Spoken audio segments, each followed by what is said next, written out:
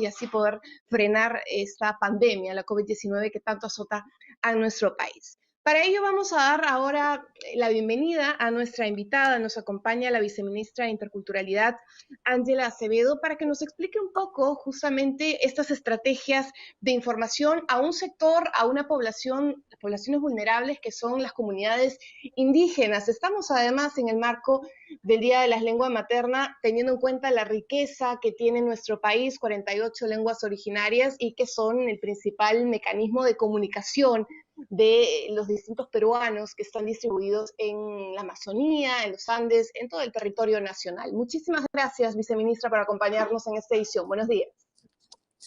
Muchísimas gracias. Gracias por la invitación. Ya estamos en esta primera fase de vacunación en el país y sabemos la prioridad que tienen las comunidades indígenas que están comprendidas en la segunda fase. ¿Cuál es el trabajo articulado que se está haciendo en estos momentos con el Ministerio de Salud? Sí, bueno, lo primero, como tú lo has dicho, nuestro país es un país diverso, en donde tenemos 48 lenguas indígenas y justo estamos en la conmemoración, en las celebraciones del Día de la Lengua Materna, que fue el día de ayer, pero tenemos también 55 pueblos indígenas. Más o menos el 25% de la población se autoidentifica como indígena. Entonces, y ha sido especialmente la población indígena amazónica, ha sido una de las más golpeada por el COVID, no por esta emergencia sanitaria que estamos viviendo. Entonces, en el plan de vacunación que ha sido aprobado por el MINSA, se han establecido fases, 3 fases. En la segunda fase se ha establecido como una población prioritaria las comunidades indígenas. No, todavía falta, todavía estamos en preparación y la preparación implica dos cosas claves, ¿no? Lo primero es ver la logística necesaria para llegar, identificar cómo se hará el proceso de vacunación y obviamente eso tendrá que ser coordinado, informado, discutido con las propias organizaciones indígenas. Obviamente el MINSA está primero afinando la primera fase, todavía estamos, como tú lo decías al inicio de tu presentación, viendo la vacunación del personal de primera línea, no tenemos que terminar la primera fase y de ahí ir viendo cada fase en su magnitud, ¿no? Y el segundo punto, que más allá de la organización y la que llegue la vacuna, el segundo punto está relacionado a la información, ¿no? A la información que tienen que tener todos los ciudadanos, y en este caso la población indígena, sobre qué es la vacuna, qué implica la vacuna, desterrar los mitos que tenemos muchos, que sea hay muchos sobre el tema.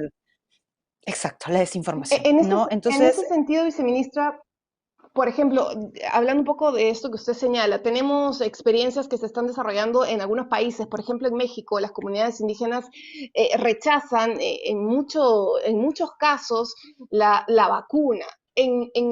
En el Perú, ¿cómo se está desarrollando esa receptividad frente a este proceso de vacunación que para muchos genera duda y sobre todo para una nuevo. comunidad o poblaciones indígenas que están tan arraigadas a la medicina tradicional, a la cosmovisión, entre otros aspectos importantes, y que pueden ser fundamentales para recibir o no esta vacuna?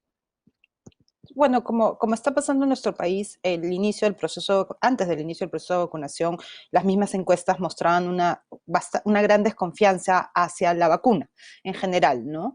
Y poco a poco lo que se está tratando es de brindar la información oportuna, veraz, ¿no? En general, y para pueblos indígenas lo que estamos justo construyendo con el MINSA son los mensajes claves, ¿no? Para informar sobre la vacuna y para que la población pueda tomar una decisión informada, ¿no?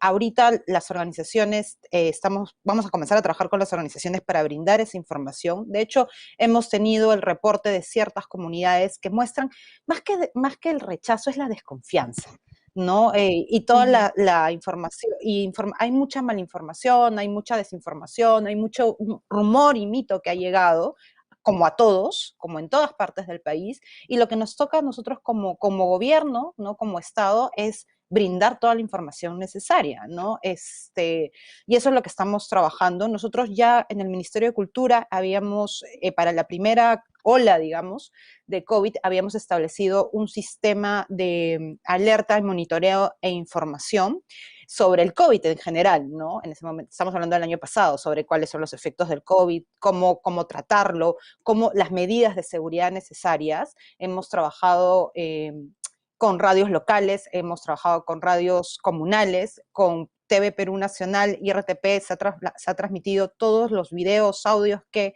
se han trabajado para este proceso.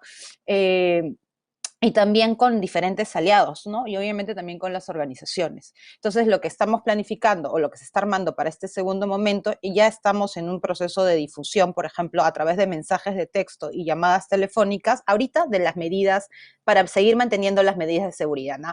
El uso de la mascarilla, la no automedicación, ¿no? El distanciamiento, ¿no? Entonces tenemos todo, hemos hecho más de 500.000 mensajes de texto y casi 60.000 llamadas pregrabadas en lenguas indígenas, identificando a actores claves para brindar la información, y ahora tenemos que incluir el componente vacuna, ¿no? ¿Qué implica la Ahora, vacuna? Cuando...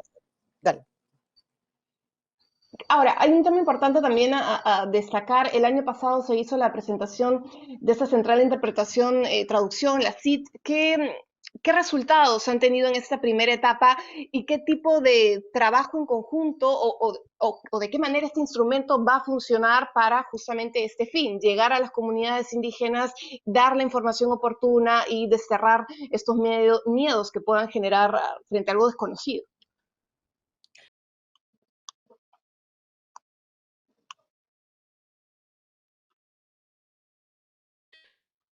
Con 3 modalidades, activas 2, porque una de las modalidades es presencial y por el tema del COVID se dan solo en casos de absoluta emergencia, y lo segundo es a través de la traducción a través del teléfono en vivo, ¿no? La interpretación a través del teléfono en vivo, y lo otro es la traducción de los documentos oficiales, mensajes, videos, audios que se están emitiendo desde el Ejecutivo y diferentes niveles de gobierno, ¿no? A la fecha hemos traducido más de 300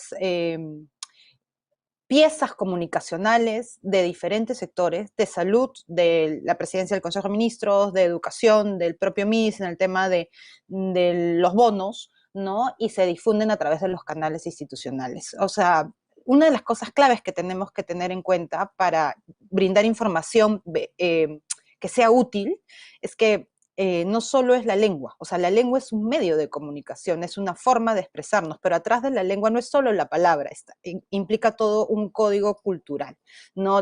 Se dice de forma distinta, hay palabras que no se usan, que para nosotros, por ejemplo, cuarentena es algo que lo usamos, lo entendemos, pero no necesariamente en una de las lenguas tiene una traducción específica, entonces se tiene que adaptar.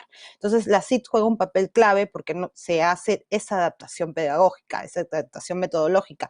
Adaptamos los mensajes de acuerdo a la realidad que viven las comunidades indígenas, ¿no? La labor del ministerio es estos mensajes que nosotros los escuchamos, los vemos, los entendemos en castellano, nos toca adaptarlos culturalmente con la lengua y con la realidad cultural de la zona, ¿no? Un ejemplo que siempre damos en el ministerio es en el inicio de la primera ola, cuando se mandaba cuarentena generalizada y te decían quédate en casa, en una comunidad quedarte en casa no es así, es en el trabajo comunal o en la dinámica comunal, y eso se tenía que adaptar para la realidad de cada una de las zonas, ¿no? Y ese es el trabajo que Claro, venimos realizando con la central de interpretación.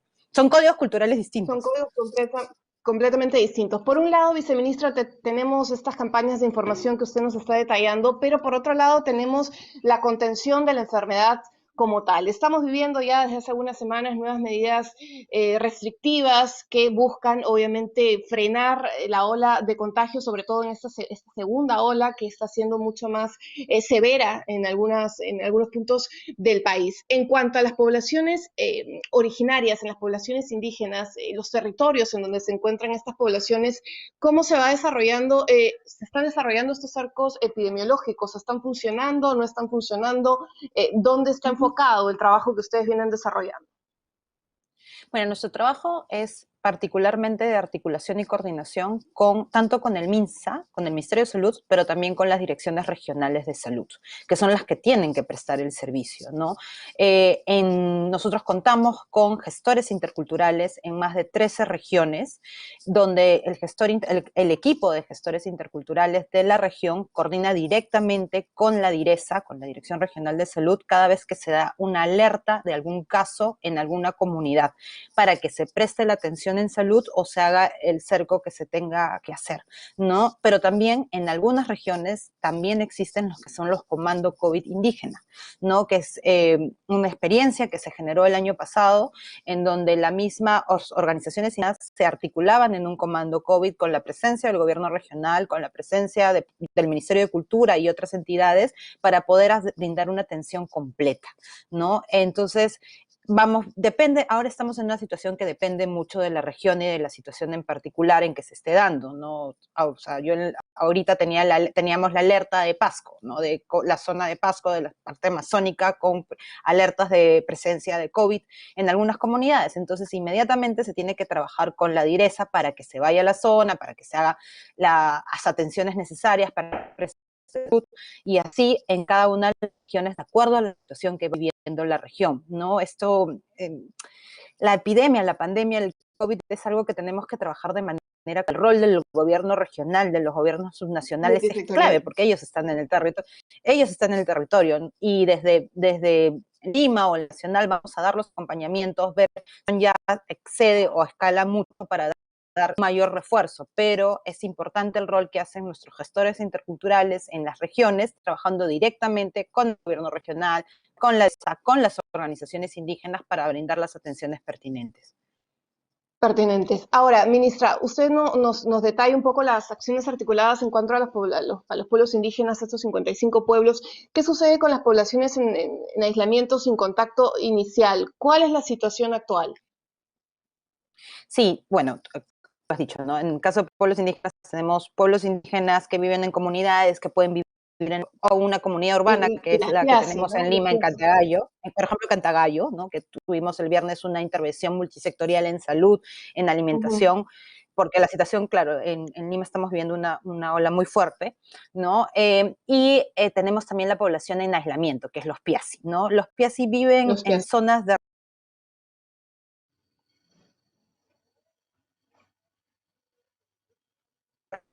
o en áreas naturales protegidas, entonces hay un mayor control. Lo que tenemos que ahí asegurar es lo que tú decías hace un momento, los cercos epidemiológicos, o sea, en la reserva donde vive el Piasi es un punto y a sus alrededores van a haber comunidades, ¿no? Y esa es la atención o lo que se va viendo, la atención a la comunidad para que no haya una situación de emergencia.